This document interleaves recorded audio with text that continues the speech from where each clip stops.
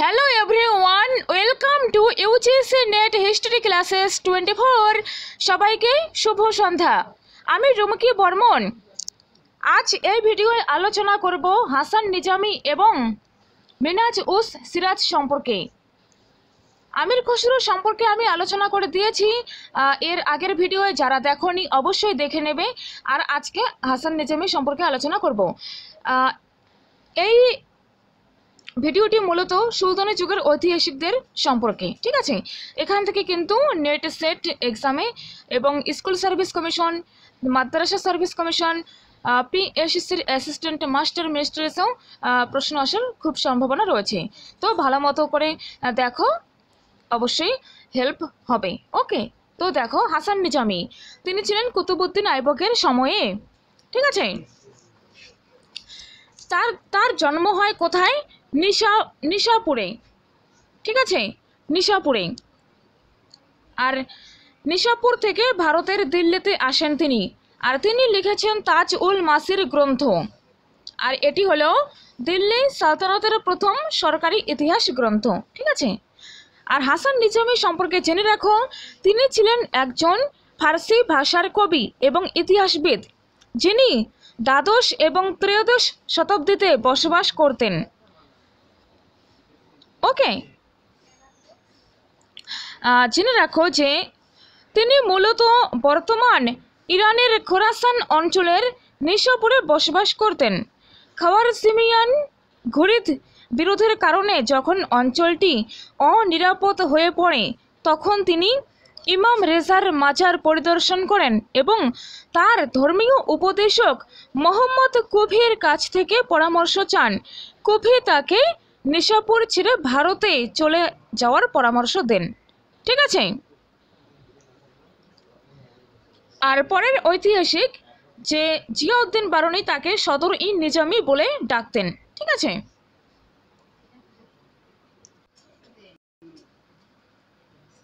Next দেখো, চতুর্দশ শতকের ঐতিহাসিক জিয়াউদ্দিন বারনী তাকে দিল্লি সালতানাতের বিশ্বস্ত ঐতিহাসিকদের মধ্যে গণ্য করেন, ঠিক আছে।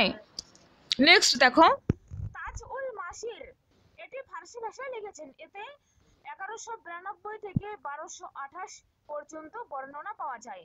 এই গ্রন্থে মোহাম্মদ ঘুরির ভারত অভিযান, কুতুবউদ্দিন আইবক ও ইলতুৎমিশের আমলের প্রথম দিককার ঘটনা বলে বিবৃত হয়েছে। তারপর দেখো, কুতুবউদ্দিনের দাসত্ব থেকে মুক্তিপত্র তিনি নিয়ে আসেন। ওকে, যেখানে কুতুবউদ্দিন ছিলেন মোহাম্মদ ঘুরির যে দাস, ঠিক আছে। তোমরা জানো যে 1173 খ্রিস্টাব্দে মইজউদ্দিন মোহাম্মদ ঘুরি গজনির শাসক হন। এর ঠিক 2 বছর পর তিনি মুলতানের কারামতিদের বিরুদ্ধে অভিযান চালিয়ে ওই অঞ্চল অধিকার করেন, ঠিক আছে। আর তরাইনের প্রথম যুদ্ধে 1191-তে পৃথ্বীরাজ সম্পূর্ণভাবে জয়লাভ করেন আর মোহাম্মদ ঘুরি পরাস্ত হন। একজন খলজি সৈনিক তার প্রাণ রক্ষা করেন। তারপর দেখো, 1192 খ্রিস্টাব্দে অনুষ্ঠিত তরাইনের দ্বিতীয় যুদ্ধ হল ভারত ইতিহাসের এক যুগান্তকারী ঘটনা। মইজউদ্দিন শক্তি পরীক্ষার জন্য প্রস্তুত হন। দুই পক্ষের শক্তির যথাযথ তুলনা করা সম্ভব নয়, ঠিক আছে। তো দেখো, এখানে কিন্তু মোহাম্মদ ঘুরির 1192 খ্রিস্টাব্দে যে তরাইনের দ্বিতীয় যুদ্ধে তিনি পৃথ্বীরাজ চৌহানকে পরাজিত করেন, সেখান থেকে এই বইতে বর্ণনা পাওয়া যায় তাজ উল মাসির গ্রন্থে, ঠিক আছে। আর মেন কথা যে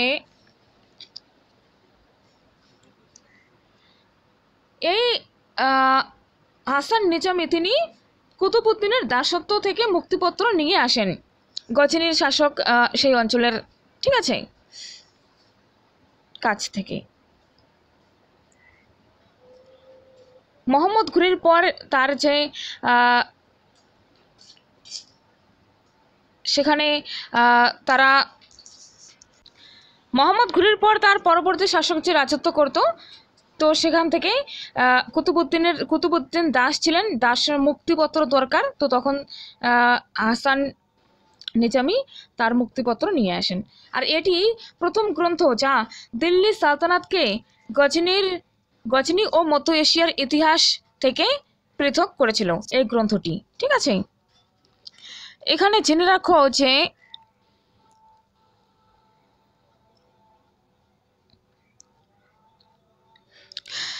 1192 এবং 1196 সালের মধ্যেকার ঘটনা বলি এই বইতে বিস্তৃত বিবরণ রয়েছে, কিন্তু 1196 এর পরবর্তী যে ঘটনা সেগুলোর কভারেজ সন্তোষজনক নয়।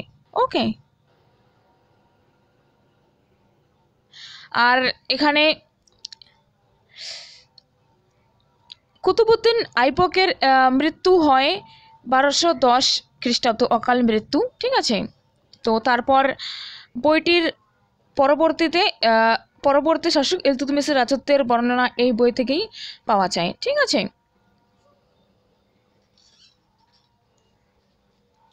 এখানে দেখো আমি দিয়েছি তাজ উল মাসির ফার্সিতে লেখা হয়েছে 1192 থেকে 1228 পর্যন্ত বর্ণনা পাওয়া যায়। ওকে, আর একটি খুব গুরুত্বপূর্ণ কথা যে এই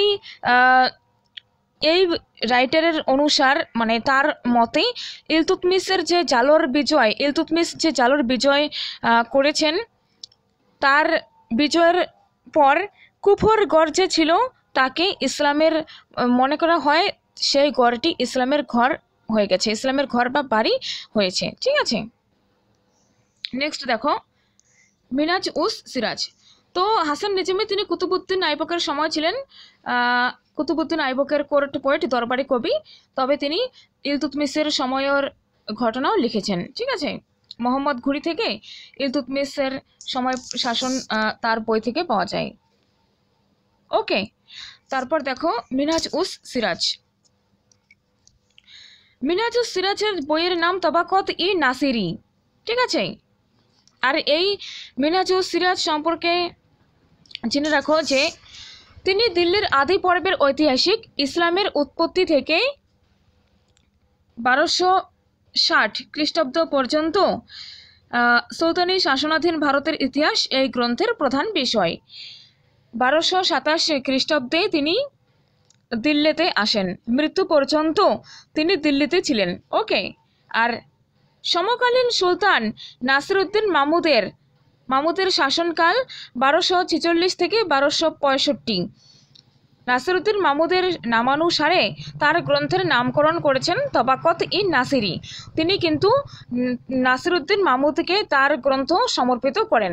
ওকে, আর মধ্যপ্রাচ্যের মারভ ও বলখের মধ্যস্থল জুজুজানি হলো তার জন্মস্থান, এজন্য তিনি মিনহাজ উস সিরাজ জুজুজানি নামে পরিচিত হন। ওকে, আর তিনি নিজে ছিলেন সুপণ্ডিত, যুদ্ধ, কূটনীতি ও বিচার বিভাগে কাজ করার অভিজ্ঞতা তার ছিল। ওকে, তিনি দিল্লির নাসিরিয়া কলেজের অধ্যক্ষ ছিলেন, দিল্লির কাজী হিসেবেও কাজ করেছেন, আর ইমাম, খাতিব, কাজী ও সদর ই জাহান হিসেবেও কাজ করেছেন। রাজিয়ার শাসন দক্ষতার তিনি প্রশংসা করেছেন, কিন্তু অভিজাতদের ক্ষমতা হ্রাস করতে গিয়ে তিনি নিজের বিপদ ডেকে আনেন। আর এখানে নেক্সট পয়েন্ট দেখো, ইলতুৎমিশ তার সন্তানদের মধ্যে কন্যাকে যে শাসনের সর্বাপেক্ষা উপযুক্ত ব্যক্তিত্ব বলে মনে করতেন তার বর্ণনা মিনহাজের গ্রন্থে পাওয়া যায়। ঠিক আছে, আর মিনহাজ উস সিরাজ তিনি ইসলামী ধর্মশাস্ত্র এবং আইনশাস্ত্র যে ছিল তার জ্ঞাতা ছিলেন, অর্থাৎ তিনি এই সমস্ত বিষয় ভালোভাবে জানতেন। ঠিক আছে, তারপর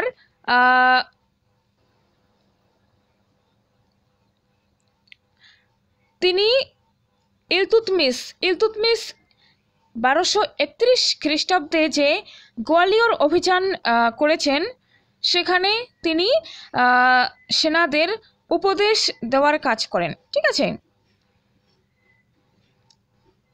আর বলবনের সময় তিনি মাদ্রাসা ই নাসিরিয়া এর প্রাচার্য অর্থাৎ প্রধান তাকে বানানো হয়। ঠিক আছে, আর তিনি অর্থাৎ মিনহাজ উস সিরাজ বাহরাম শাহর যে সিংহাসনারোহণের অভিনন্দন স্বরূপ তিনি তাকে কবিতা রচনা করেন তার সময়, আর নাসিরউদ্দিন মাহমুদের সময়েও রাজ্যাভিষেকের সময় কবিতা রচনা করেন।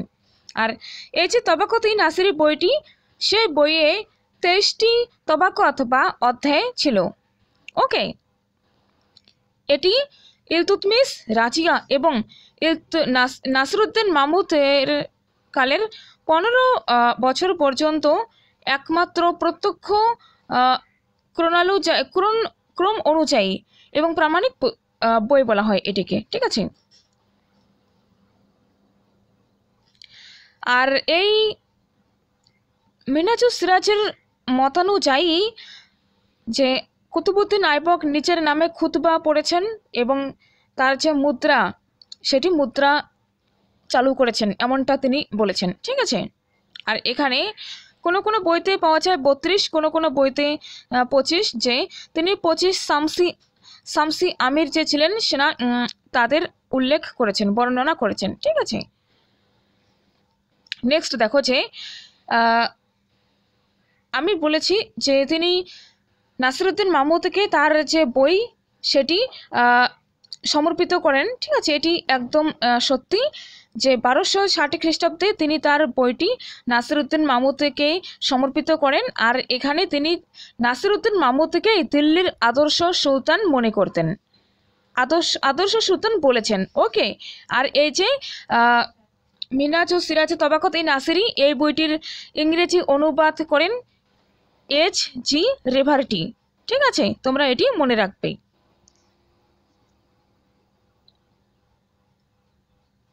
তো মিনহাজুস সিরাজ সম্পর্কে এই তথ্যগুলো মনে রাখো। তোমরা অবশ্যই এক্সামে পরীক্ষাতে প্রশ্ন আসলে অবশ্যই সঠিক উত্তর করে দিয়ে আসতে পারবে। আর এছাড়াও তিনি লাহোর, মুলতান, উচ, গোয়ালিয়র, আমরোহা, কোল ও লক্ষণাবতী প্রত্যক্ষ করেছেন। আর হিন্দুস্তানের জীবনযাত্রা ও পরিবেশ সম্পর্কে তার স্পষ্ট ধারণা গড়ে ওঠে, ঠিক আছে। আর তিনি মঙ্গলদের যে আক্রমণ, তার কথাও তিনি সবিস্তারে বর্ণনা করেছেন। মঙ্গলদের বিরুদ্ধে তিনি নিজে লড়াই করেছেন। ইসলামদের শত্রু হিসেবে তিনি মঙ্গলদের চিত্রিত করেছেন, ঠিক আছে। অধ্যাপক অর্থাৎ হিস্টোরিয়ান K.A. নিজামী মনে করেন পুনরুক্তি সত্ত্বেও তার ইতিহাসে কেন্দ্রীয় ঐক্য ক্ষুণ্ণ হয়নি। শৃঙ্খলা ও পারম্পর্য রক্ষা করে তিনি ইতিহাস রচনা করেছেন।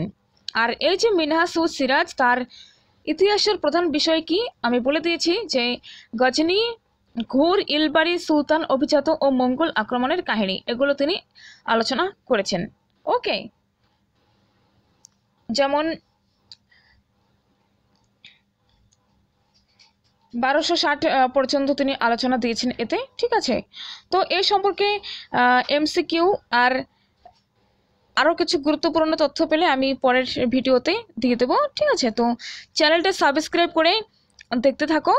তো খুবই গুরুত্বপূর্ণ ভিডিও আসবে এর পরের। হিস্টোরিয়ান সম্পর্কে কোটেশন, তারপর যেগুলো কোশ্চেন্স দেব, যেগুলো টপিক পড়াবো, সবই একদম টু দ্য পয়েন্ট এবং কারেন্ট টপিক, যেই টপিক থেকে পরীক্ষাতে বারবার প্রশ্ন আসছে, ইতিমধ্যে এসেছে বা ভবিষ্যতে আসার সম্ভাবনা রয়েছে। যেগুলো বেকার টপিক, যেগুলো থেকে কোশ্চেন্স আসে না বা আসার সম্ভাবনা নেই, সেগুলো আমি পড়াবো না।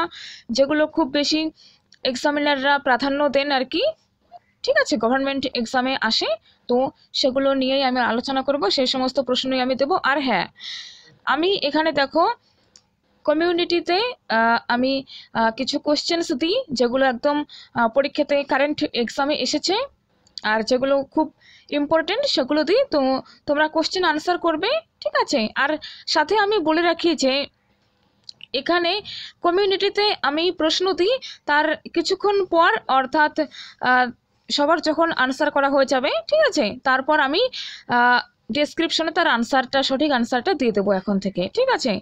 কারণ এখানে আমি ইউটিউবে আমি মেসেজ করেছি যে এখানে ভোট আকারে হয়, পোল আমি দিই, তো ভোট আকারে হয় এটা, কিন্তু আমি দেখি সেখানে কুইজ আকারেও দেওয়া যায়। তো আমি এটি ইউটিউবকে মেসেজ করেছি দেখা যাক সেটি তাড়াতাড়ি হয়তো ঠিক হবে।